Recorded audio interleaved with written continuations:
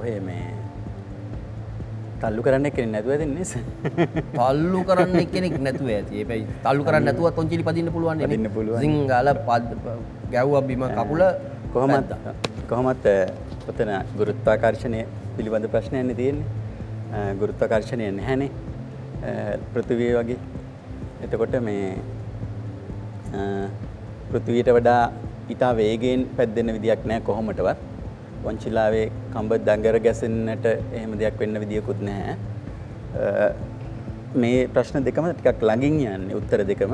පෘථිවියට වඩා ඊට හිමින් පැද්දෙනවා කියන එකයි නොපැද්දේ එක තැන පාවෙනවා කියන එකයි ඊටාම ළඟින් යන උත්තර දෙකක්. B සහ D නම් කොහොමදත් වැරදි සර්. ඒක වෙන්න විදියක් නැහැ.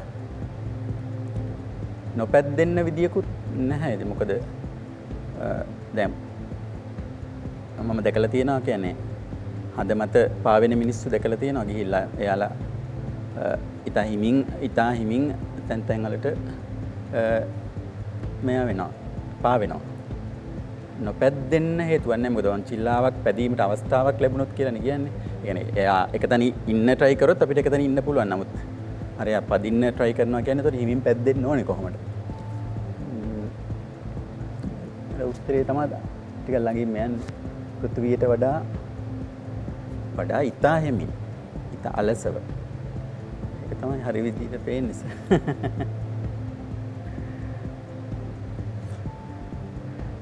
ඉස්සෙල්ලා උත්තර ඔක්කොටම බය වුණ හින්දා මේකටත් ඒ බය හැමම තියෙනවා. වැඩි වෙලා තියෙනවා. දැන් ගන්න දෙයක්වත් නැහැ.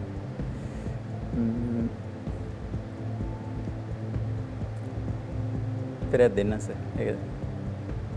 ඒක වෙන්න ඕනේ. අරදී කොහොමදත් වැරදි. ඉතා වේගයෙන් කැසෙන්නට නොපැද්දෙන්න හේතුවක් නැහැනේ. උත්තරේ C සර්. පෘථිවියට වඩා ඉතා හැමින් අලස වංචිලාව පැද්දේ. හඳේ ගුරුත්වාකර්ෂණය මොකද? ඉතාම අඩුයි. බිඳුව නෙමෙයි. ඉතාම අඩුයි. බිඳුව නෙමෙයි අඩුයි. කොට හඳේ ගුරුත්වාකර්ෂණය සාමාන්‍යයෙන් අපිට සාපේක්ෂව 6 ගුණයක් විතර අඩුයි. ඔව්. එතකොට හුළඟක් නැහැ. ඔව්. කියන්නේ හඳේ වායුගෝලයක් නැහැ නේ. එතකොට හුළඟක් නැහැ. එතකොට පදින්න උත්සාහ කරන එක්කෙනාගේ මොකද වෙන්නේ? හුළඟක් නැති හින්දා කඩාගෙන යන්නේ නැද්ද?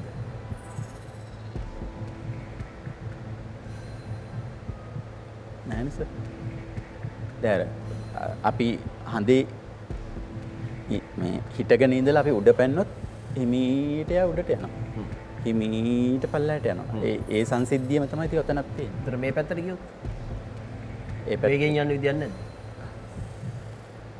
වේගෙන් යන්න විදියක් නැහැ. වෙන විදියක්. කොහෙත්ම වේගෙන් යන්න විදියක් නැහැ. එතකොට උත්තරය පෘථිවියට වඩා ඉතා හෙමින් නොන්චිල්ලාව ජීවිතයට කෝටියක්